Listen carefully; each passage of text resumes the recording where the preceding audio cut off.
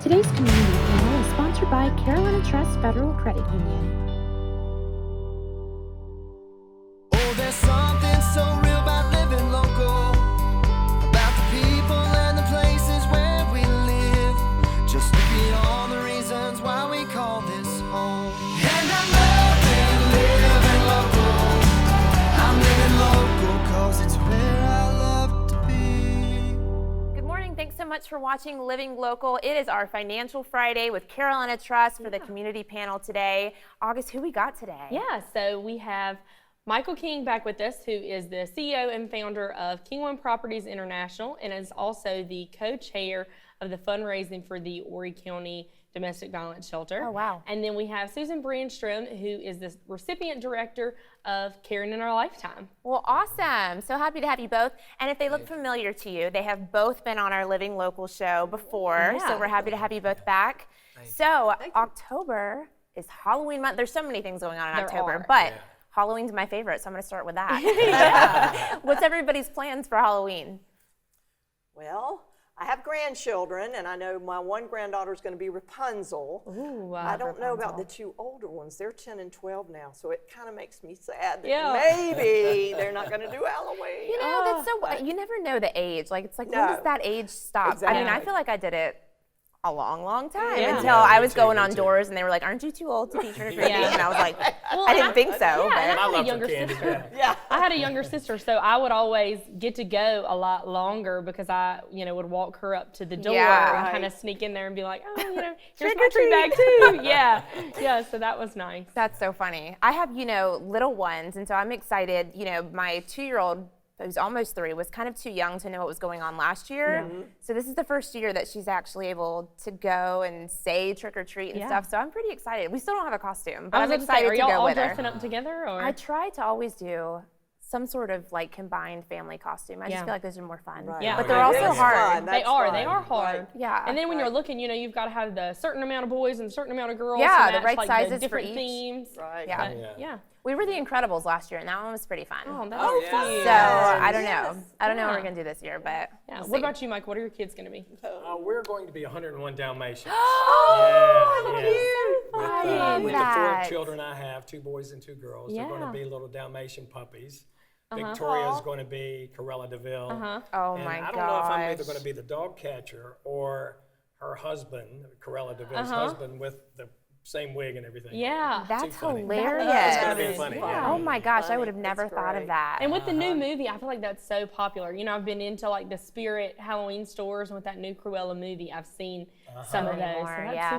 super exciting. Way to be creative. We're having a Halloween party at my house, and we're going to be Aladdin. I was just gonna ask. So are you Yeah. Jasmine then? Yeah, fun. I'm going to be Jasmine, and then I wanted to find a way to incorporate the dogs, which the same way. I mean, I feel like They could be the I'm really on tiger. top of it. No, so I've got Theo, who is my Doberman, is going to be the carpet, and I've got this little carpet that goes across his back, and it'll tie around his neck and on his waist. And then Chili, who is my miniature Dachshund, is going to be Aladdin, and then my boyfriend Adam is going to be the genie. So I'm super excited to paint him blue and yeah. do Too the much whole fun, thing. yeah. Yeah, That I'm is really fun. looking forward to it. It'll be That is fun. fun. Yeah, and of course there's so many trunk or treats and different Yeah. fall festivals going on right now as well. So, you can check actually our website, wbtw.com. We've got a list of some fun things going on in the area. But anything that you guys are going to? I know Thompson Farms has had kind of a fall festival going on all month. Yes. They've done a fabulous job over there. Yeah. They really, have. Yeah. Well, thank you guys for watching Living Local. Stick with us. When we come back, we are going to talk about all sorts of other things going on for October. Lots of awareness days going on. So stick with us right here on Living Local.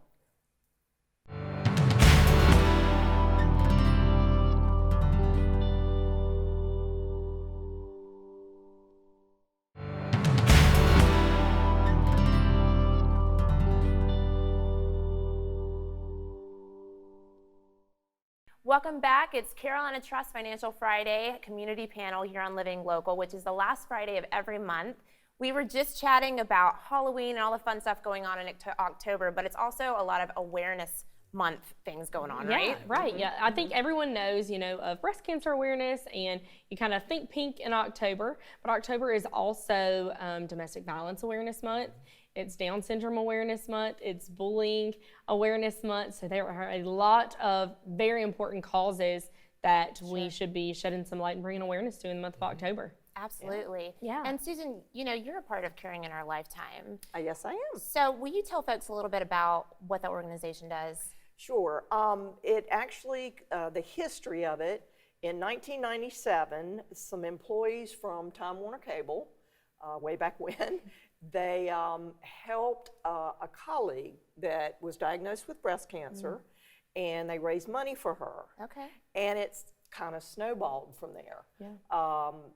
I was diagnosed with breast cancer in 2007, and ironically, I met this woman that they had raised money for the year before, and it was kind of like one of those aha moments, like, this is where I was meant to be. Yeah. So they asked me to come on the board, and I've been doing that ever since.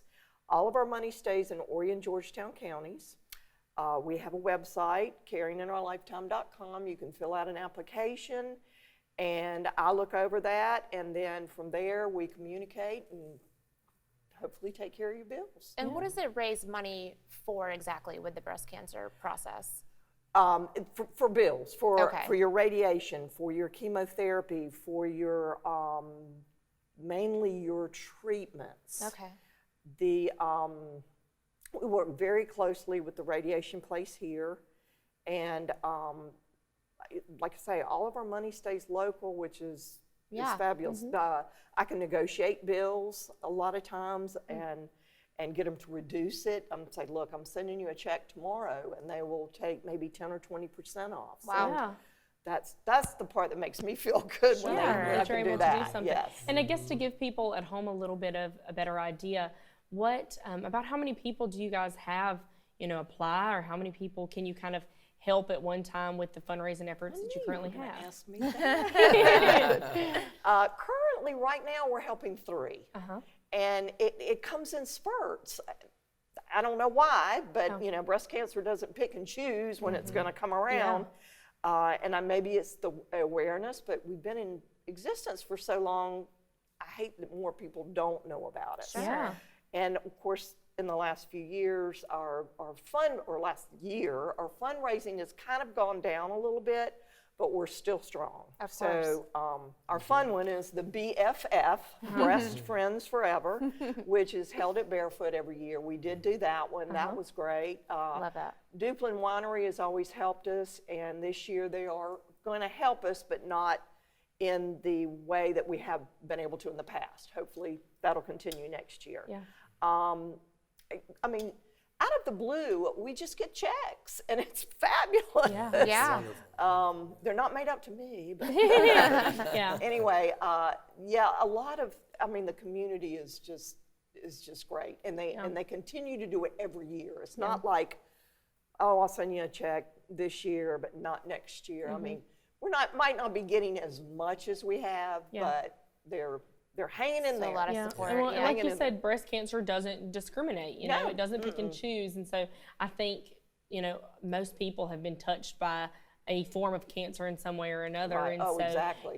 having those people that are continuous donors year after year to support other people in their community that are going through something similar to what they may have been through or someone their family has been through is, super powerful. Right. Absolutely. I wish we were big enough to not be prejudiced against just breast cancer. I wish Yeah. we could help everybody. Yeah. Sure. Where should folks go if they want to, help out or become a recipient? Oh or yes, anything we like do that? need. We need board members, y'all. We're down to 6, but our caringinourlifetime.com is our website. You can get an application on there. You can look to see fundraisers coming up. Also on Facebook. We're on Facebook. Caring in Our Lifetime. Thanks so much, Susan. Yes.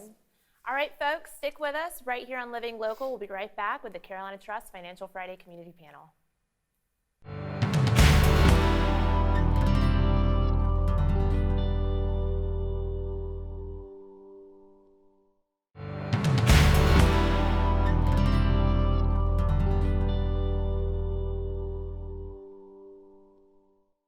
Welcome back. It is the Carolina Trust Financial Friday Community Panel, which we do the last Friday of every month. We've been so excited chatting with Michael and Susan up here. And so we all have our ribbons on today. So most people know the pink one is for breast cancer awareness, but we also have purple on here, which is for domestic violence awareness as well. So, Michael King, I know that you've done a lot of work with the domestic violence shelter that's opening up. Can you tell us a little bit about that? Yeah, we're very excited. Right before COVID hit, we were really gung ho. We were going to have a big country music concert up in North Myrtle Beach. Yeah. We had already talked to some acts that were going to be coming, and anyhow, COVID kind of threw that in the back seat. Like everything everything, else, right? yeah, like Yeah, everything. it's unbelievable. But during that time, the Benton family, which of course is a staple family in the Myrtle Beach area, as we all know, stepped up to the plate and donated us land for us to put our domestic violence shelter. Which is wonderful. It's fabulous, Yeah. absolutely That's so fabulous. wonderful, Yes. yeah. And I guess to give people at home a little insight as to how big the domestic violence issue is in our area and, why we need a shelter here. Yeah, COVID, of course, intensified the domestic violence, as you can all imagine. Yeah. Everyone was locked up in their house, and mothers and children just really experienced a terrible time Yeah. coming from that type of atmosphere. But it's amazing. People don't realize how much of that goes on. Yeah. How much of it is not even reported. Right. Just to give you an example, in 2020, the domestic violence cases that the Sheriff's Department went to in Georgetown County was a little over 100 cases in 2020. In Horry County, it's a little over 1,000 cases. Wow. And again, that's what was reported. Right, That's not yeah. what was Right. not reported, which a tremendous amount of that happens. Right, yeah. Now, granted, we have a tremendous amount of vacationers that come here, and that's why we're so much more than Horry, Georgetown, or than Georgetown County. Yeah. But still, one is too many. Yeah. So with that being said, we've kind of put it in high gear. We've got the land. We have the architect that's actually working on the plans. We have always notoriously taken up about 70% of the beds in Georgetown County, which there's only 9 beds there. Wow. This facility that we're building, hopefully will have 20 to 25, maybe a few more beds. Right. So it's going to be a nice big facility, and we'll be able to take care of our own here in Horry County. So there's not one in Horry County right now. There's not one in Horry That's County. amazing. And how I got involved with it was Fred Nesta, which most of us all know. He's the recipient of the Order of the Palmetto, which is the largest or the most well-known or the highest award that a civilian can get in the state of South Carolina. He called me up one day and he said, Michael, he said, I need your help. We don't have a domestic violence shelter for mothers and children. And I said, Fred, we do. We have CASA. He said, Michael, that hasn't been around for 3 years. And I'm like, well, oh my gosh, I did not know that. And I'm sure a lot of the people that I grew up here with didn't know it. So with that being said, I've talked to a couple of them. They're like, oh my gosh, I didn't know it. So we're getting more and more people involved. And like I say, we've hit the ground running, and we're going to have one hopefully within the next 12 to 18 months. That would be wonderful. And that was going to be my next That's question. wonderful. When do you think it's going to be up and running? So that's exciting. Very exciting. For people that are looking to kind of help with this initiative, how can they go about doing that? Donating, items, whatever you guys need. They can go to the Family Justice Center of Horry and Georgetown County and donate, and be sure to tag the Horry County Domestic Violence Shelter if that's where you want to give, is to Horry County. Yeah. And you also can reach me at King One Properties International, and I certainly can help direct the funds or gifts or whatever it is that someone would like to give.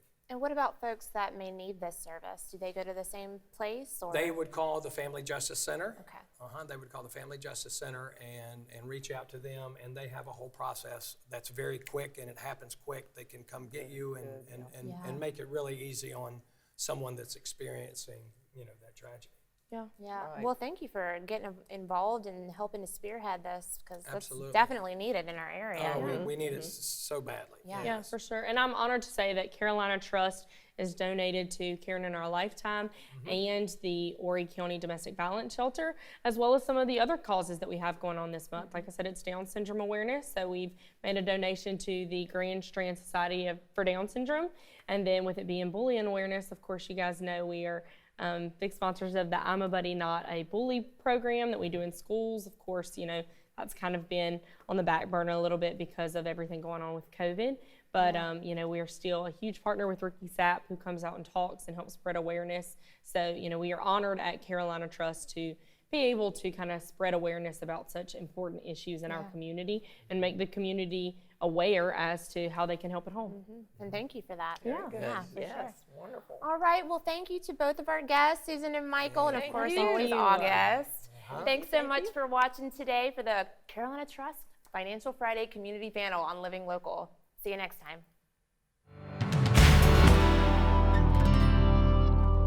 Today's community panel is sponsored by Carolina Trust Federal Credit Union.